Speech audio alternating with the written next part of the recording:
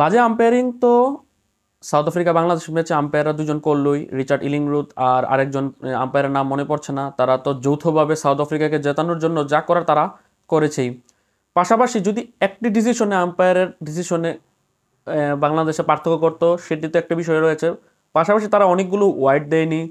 তারা মাহমুদুল রিয়াদকে যখন এলবিডব্লিউ দিয়েছে, যেটা পরবর্তীতে সেটা ডিসিশন রিভিউ করে সেটা নট আউট হয়েছে, সেই বলে যে একটি পিছন দিয়ে লেগ বাইয়ে যে একটা ফোর গিয়েছে, সেই 4টি রানে কিন্তু আমরা ম্যাচটি হেরেছি।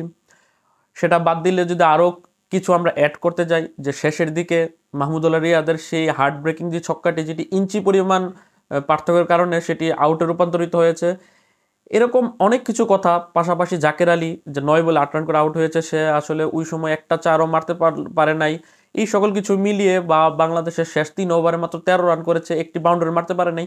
এই সকল কিছুর মধ্যেই কিন্তু একটি কষ্টদায়ক বিষয় রয়েছে যে বাংলাদেশ এই সকল কিছু অ্যাচিভ করতে পারেনি। বাংলাদেশ এগেনস্টে কিছু আম্পায়ারিং এর ডিসিশন গিয়েছে এবং লাস্ট ওভারে তিনটি ফুল টস এসেছে টানা 3টি বলে। এই সকল কিছুর ঊর্ধ্বেও একটি বিষয় মানুষ কিন্তু বা দর্শকরা বা অনেকেই ভুলে যাচ্ছে, যে বাংলাদেশে হারের পেছনে কিন্তু দায় রয়েছে আমাদের সাবেক অধিনায়ক এবং বর্তমান অধিনায়ক সাকিব আল হাসান এবং নাজমুল হোসেন শান্তরও। সেটা যারা খেলা দেখেছেন সবাই দেখেছেন। সাকিব আল হাসান এই যে শর্ট বলে যে সে শটটা খেলতে গেল, সেটা কি খেলার খুব বেশি প্রয়োজন ছিল? তখনও বাংলাদেশের রানে বলের দরকার, বলের যত বল এত রান দরকার, এরকম সময় শটটা খেলার সাকিব আল হাসানের কোনো প্রয়োজন ছিল?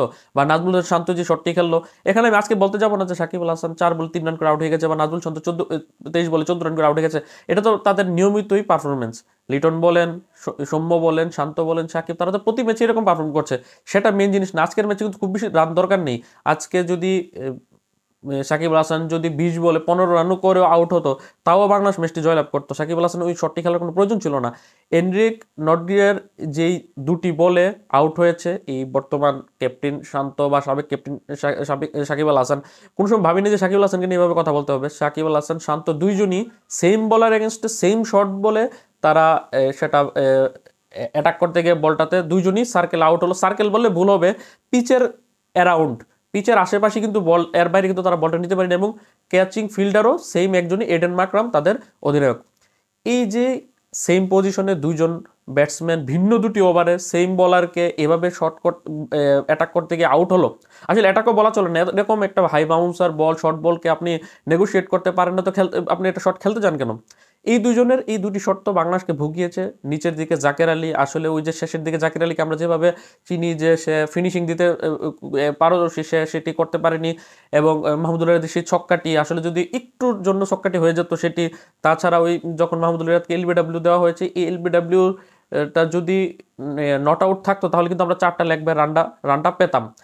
এই সব কিছু মিলে কিন্তু অনেক বড় একটা হার্ট ব্রেক। বাংলাদেশ হারার পর এরকম একটা জিনিস ফিল হচ্ছে যে বাংলাদেশ মনে হয় খুব বেশি ডিজার্ভিং ছিল, যার কারণে বাংলাদেশ তারপরও ম্যাচটি হেরে গেছে। যার কারণে আসলে মুখ থেকে কথা বেরোচ্ছিল না যে আমি ক্যামেরার সামনে এসে কথা বলবো যে বাংলাদেশ হেরে গেছে।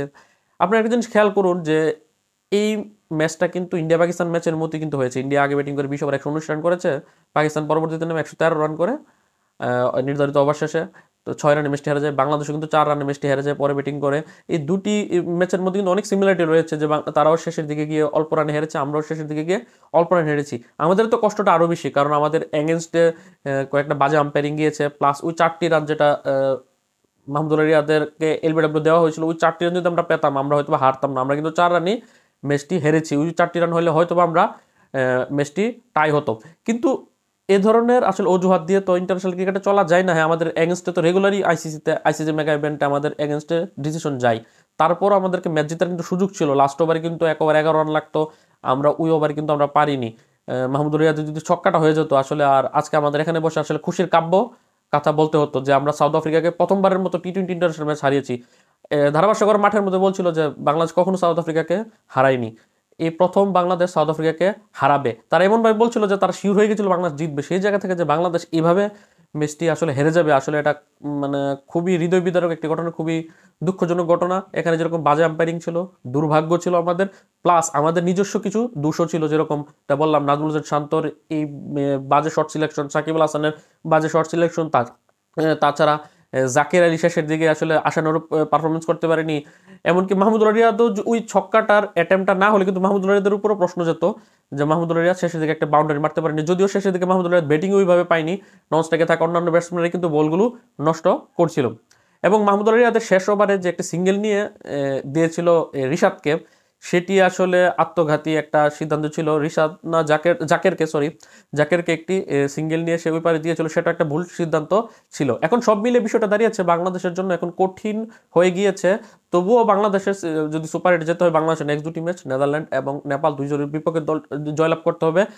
বাকি অন্যদিকে সাউথ আফ্রিকার, শ্রীলঙ্কা, নেপাল, তাছাড়া নেদারল্যান্ডের, তারা নিজেদের মধ্যে যা কিছু হয়ে যাক, তারা সবগুলো জিতে যাক, সবগুলো হেরে যাক, আমাদের এতে কোনো হার জিতে কোনো লস হবে না। বাংলাদেশের নেদারল্যান্ডকে একটি হারাতে হবে, নেপালকে একটি হারাতে হবে। নেদারল্যান্ডের সাথে বাংলাদেশের 13 তারিখের ম্যাচটি হচ্ছে নিউ ইয়র্কের মাঠে বাংলাদেশের জন্য সেমিফাইনাল, এবং নেপালের সাথে বাংলাদেশের 17 তারিখ ফ্লোরিডাতে ম্যাচটি হচ্ছে বাংলাদেশের জন্য ফাইনাল। এই সেমিফাইনাল ফাইনালে দুটি ম্যাচ জিতলে বাংলাদেশ পরের রাউন্ডে চলে যাবে।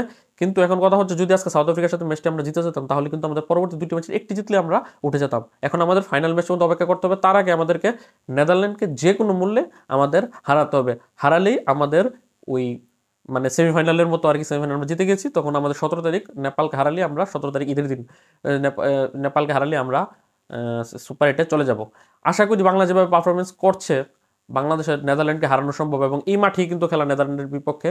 বাংলাদেশ নেদারল্যান্ডকে হারাতে পারবে, এবং ফ্লোরিডাতে যে নেপালের সাথে খেলা, আমরা নেপালের সাথে আশা করি ম্যাচটি জিততে পারবো। সেই ভালো প্রত্যাশা রেখে আজকের ভিডিওটি এখানেই শেষ করছি। আল্লাহ হাফেজ।